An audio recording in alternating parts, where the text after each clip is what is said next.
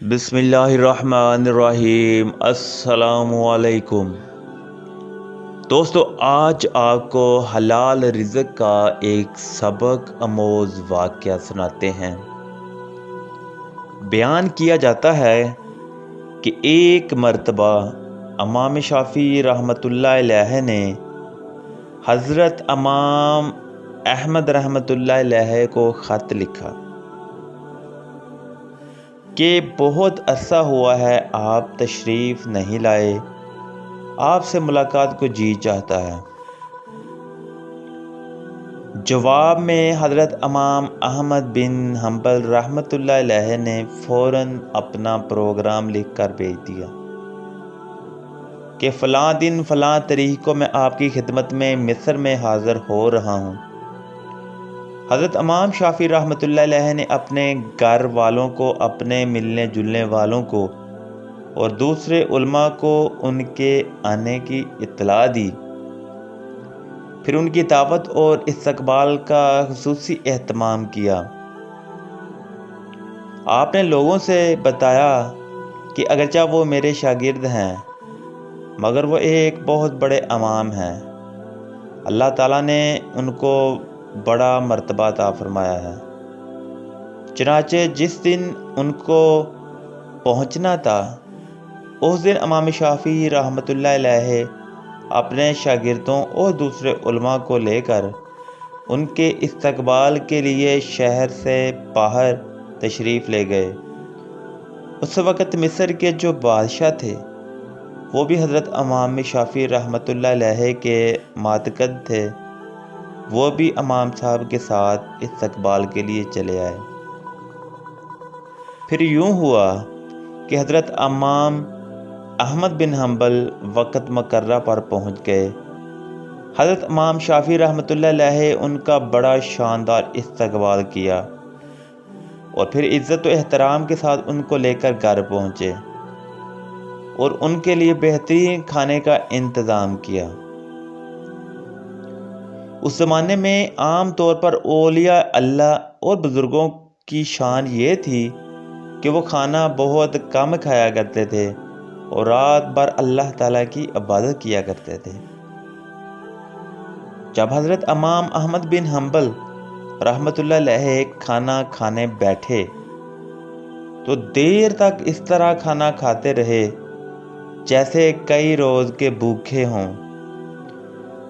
باقی لوگ کھانا کھا کر اٹھ گئے مگر وہ کھاتے رہے۔ لوگ بہت حیران ہوئے کہ حضرت امام شافعی رحمۃ اللہ علیہ نے ان کی تعریف کی تھی کہ یہ بڑے اللہ والے اور بزرگ انسان ہیں، مگر یہ تو خوب پیٹ بھر کر کھانا کھا رہے ہیں۔ لوگوں میں اور گھر والوں میں ان کے بارے میں چہم گوئیاں ہونے لگیں، لیکن کوئی کچھ نہ بولا۔ پھر جس کمرے میں حضرت امام احمد بن حنبل رحمۃ اللہ علیہ کے لیے رات کے وقت آرام کرنے کا انتظام کیا گیا تھا، اس کمرے میں حضرت امام شافعی رحمۃ اللہ علیہ کی بچیوں نے ایک مصلہ بچھا دیا، مسواک رکھ دی، استنجے کے لیے ڈیلے اور بانی رکھ دیا اور وضو کے لیے لوٹا بھی لا کر رکھ دیا تاکہ جب وہ رات کو تہجد کے لیے اٹھیں تو انہیں کسی قسم کی کوئی پریشانی نہ ہو۔ اور اس زمانے میں رات کو تہجد کے لیے اٹھنا ایک عام معمول تھا۔ اللہ تعالیٰ بچائے کہ آج ہمارے زمانے میں یہ افسوسناک ماحول ہو گیا ہے کہ صبح 8 بجے اور 9 بجے اٹھنا ہمارا عام معمول بن چکا ہے، اور کئی لوگ تو اس سے بھی تاخیر سے اٹھتے ہیں۔ اور جو علماء اور صالح لوگ تھے وہ تو رات بھر عبادت کیا کرتے تھے۔ اللہ تعالی ہم سب کو بھی تہجد پڑھنے کی توفیق عطا فرمائے، آمین۔ بہرحال حضرت امام احمد بن حنبل رحمۃ اللہ علیہ نے رات کو اس کمرے میں آرام کیا اور صبح اٹھ کر فجر کی نماز پڑھنے چلے گئے۔ جیسے ہی وہ نماز کے لیے نکلے تو حضرت امام شافعی رحمۃ اللہ علیہ کی بچیاں اس کمرے میں آ گئیں تو وہاں دیکھتی ہیں کہ پانی کا لوٹا ویسے کا ویسا پانی سے بھرا ہوا ہے، نہ مسواک استعمال ہوئی نہ ڈیلے استعمال ہوئے اور نہ وضو کے لیے پانی استعمال ہوا، سب کچھ جیسا تھا ویسے ہی پڑا تھا۔ اب ان کے دل میں یہ شبہ ہوا کہ شاید رات کو چونکہ زیادہ کھا لیا تھا اس لیے تہجد کے لیے آنکھ نہیں کھلی ہوگی۔ جبکہ فجر کی نماز پڑھ کر حضرت امام احمد بن حنبل رحمۃ اللہ علیہ تشریف لائے تو گھر والوں نے حضرت امام شافعی رحمۃ اللہ علیہ سے کہا کہ آپ نے فرمایا تھا کہ وہ تو بہت بڑے اللہ والے اور بزرگ ہیں، مگر رات کو انہوں نے کھانا بھی خوب کھایا۔ رات کو ہم نے ان کو وضو اور استنجے کے لیے پانی اور ڈیلے رکھے تھے، وہ بھی استعمال نہیں ہوئے۔ معلوم ہوا کہ رات کو تہجد کی نماز بھی نہیں پڑھی۔ اب حضرت امام شافعی رحمۃ اللہ علیہ کو بھی تشویش ہوئی، لہذا انہوں نے حضرت امام احمد بن حنبل رحمۃ اللہ علیہ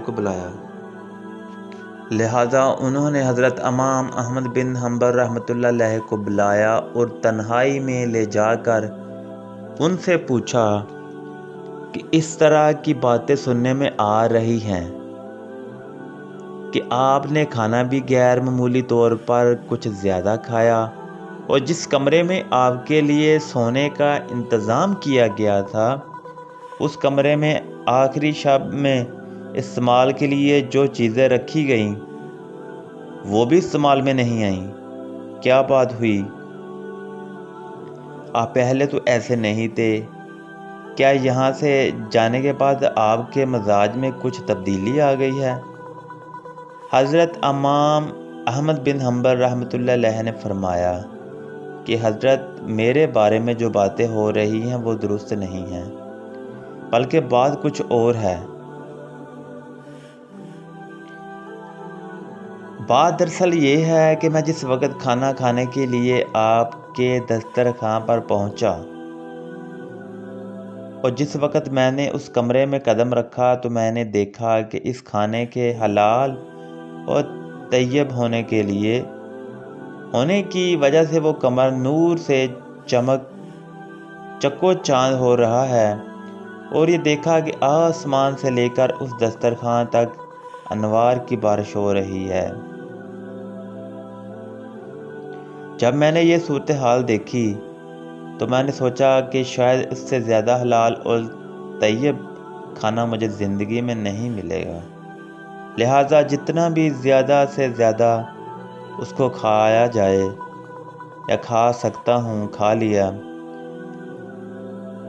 اس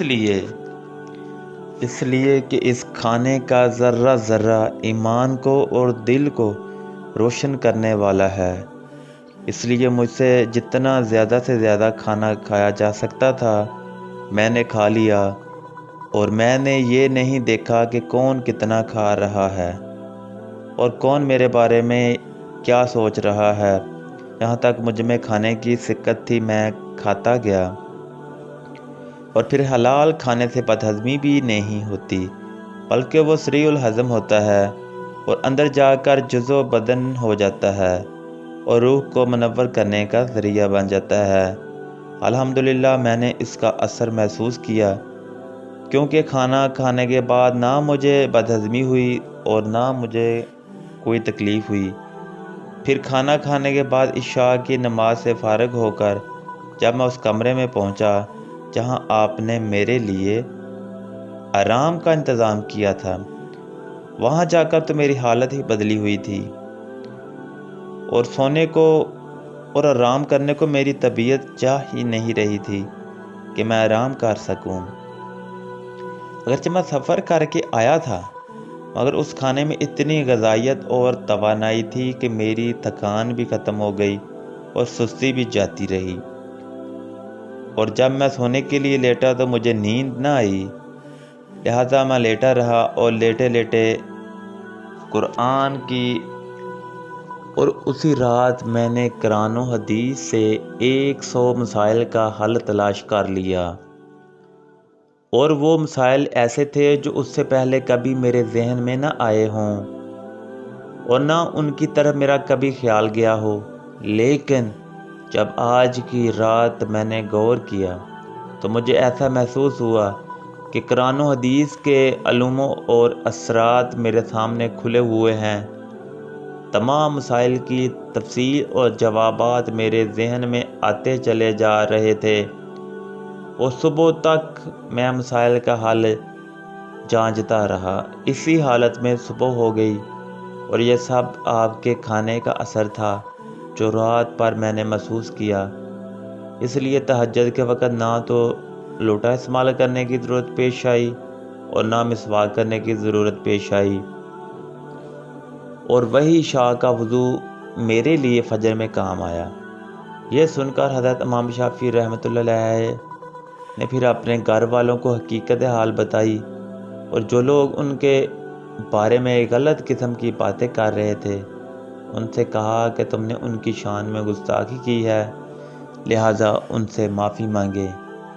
تو دوستو، یہ تھا سبق آموز واقعہ کہ حلال کھانے میں کتنی برکت ہوتی ہے۔ تو مزید اس طرح کی ویڈیوز کے لیے ہمارے چینل کو سبسکرائب کیجیے۔ جزاکم اللہ۔